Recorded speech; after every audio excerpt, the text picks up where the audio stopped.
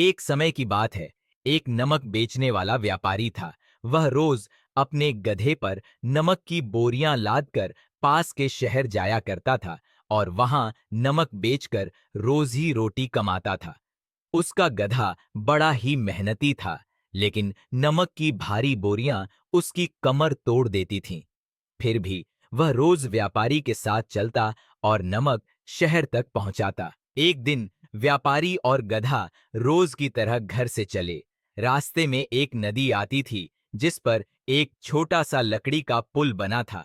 उस दिन जैसे ही गधा नदी पार कर रहा था, उसका पैर फिसल गया और वह नदी में गिर पड़ा। जैसे ही गधा नदी से उठा और बाहर आया, उसने महसूस किया कि उसकी पीठ हल्की हो गई है। अगले दिन फिर वही हुआ। व्यापारी ने गधे पर नमक की बोरियां लादी और वे नदी पार करने चले। लेकिन इस बार गधे ने जानबूझकर नदी में छलांग लगा दी। वो फिर से भीगा, नमक घुल गया और बोरी हल्की हो गई। व्यापारी को कुछ शक हुआ, लेकिन उसने कुछ नहीं कहा। यह कई दिनों तक चलता रहा। हर दिन गधा जानबूझकर नदी में गिरता, नमक घुलता और उसकी पीठ हल्की हो जाती। अब व्यापारी समझ गया कि गधा चालाकी कर रहा है।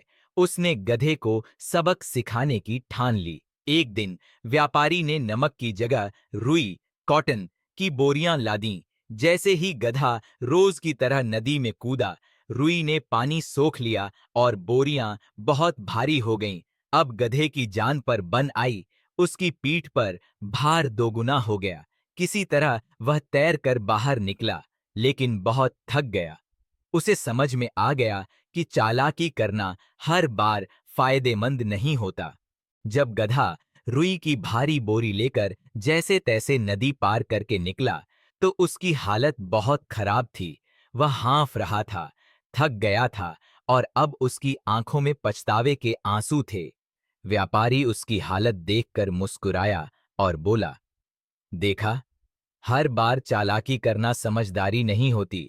अगर तुम ईमानदारी से चलते तो तुम्हें इतनी तकलीफ न होती। गधा शर्मिंदा हो गया। उसने कान झुकाकर मालिक से माफी मांगी।